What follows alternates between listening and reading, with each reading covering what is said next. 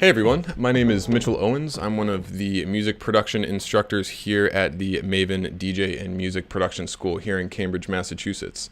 So today we're going to be taking a look at a specific FM bass sound that is featured in one of my recent releases, and this is specifically using Operator in Ableton Live. And so this is a two-layer bass sound with a low layer and a high layer. Sounds complicated, but I will show you that it is a lot simpler than you would think. So let's go ahead and jump right in. So first thing I am going to do here is show you what this sounds like in context. So here we go.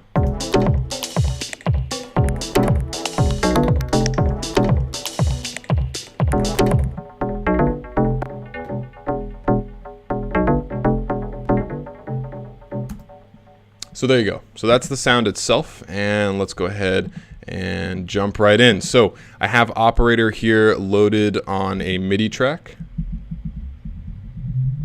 and we are in the key of E minor here, so I have my push set to E minor.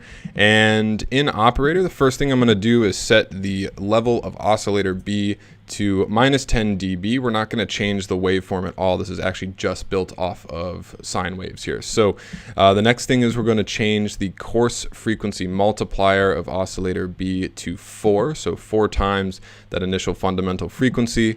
And we need to adjust the envelope here for oscillator B to create a more aggressive pluck sound here.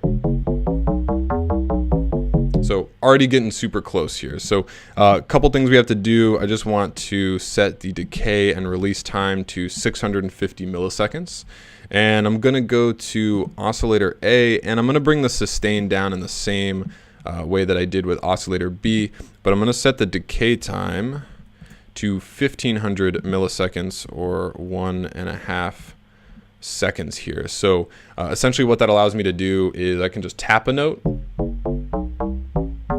instead of actually having to hold it down to get the full decay time of the sound there. So the next thing that we're going to do is we're going to increase the spread here to about 50%.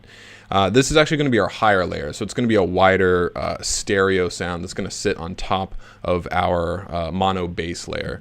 And the next thing we're going to do is up the transposition to 12 steps. This is going to be an octave higher. Excellent. So that's the core sound there for the high layer. So really all we have to do now is just filter out what we don't need out of the sound. And I like to do that with an EQ. So we're going to grab an EQ8. I'm going to set the first band to a high pass, bring that up to about 400 hertz here. It might be a little too high. Let's back off. Let's go around 300 hertz here. There we go. Next thing I want to do is add a little bit of reverb here that I have on this return track, and I do want to grab a ping pong delay. You may have noticed there's a little bit of delay on the original sound. So I do want to back off on the feedback and the dry wet pretty significantly. And we're going to back off on the reverb as well. All right, there we go. And that's our high layer. So the next thing we need to do is duplicate the track. And I'm going to zoom out a little bit here, and I'm going to grab the same exact MIDI clip. I'm going to bring it over to the new track, and we're also going to copy that down to the other layer here. So I'm actually going to go ahead and rename these high and low. So for the low track, we're actually going to use the same exact sound. We're actually just going to sort of remove a few things that we actually added to the high layer. So the first thing is I'm going to flip band 1 over to a low pass, and I'm going to remove the ping pong delay here.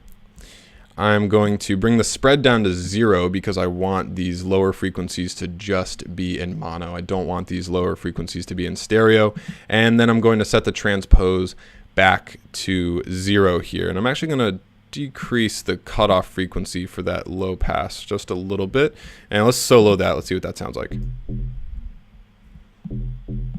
So a nice dark low layer to that bass, and let's solo the high layer too, and let's hear what they sound like together.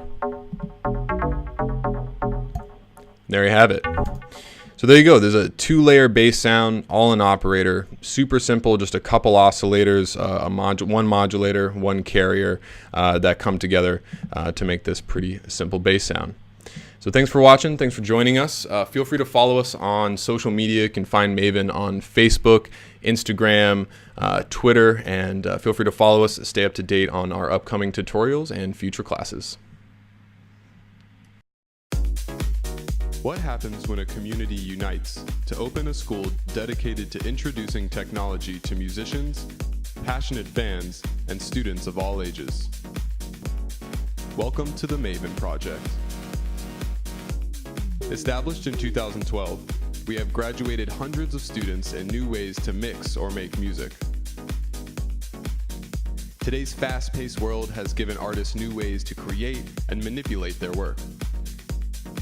And while creating music is easier than ever, it requires dedication to master the skills to take your craft to the next level. Our instructors are award-winning DJs, accomplished producers, and working musicians, all dedicated to giving you a new appreciation for the art of music. When I found Maven, I was really excited that Cambridge has a DJ school in music production. I got to really jump into the DJing world. I feel more confident after taking classes at Maven. They just really made me feel kind of at home, like it was a family more than a classroom. You have people teaching you that have tons of experience. I really respect them as musicians and also as DJs. I would say definitely take a class here. It's an open door for everyone to come into the electronic music culture. The reviews are in, and your time is now. Get inside the lab and forever change the way that you hear music.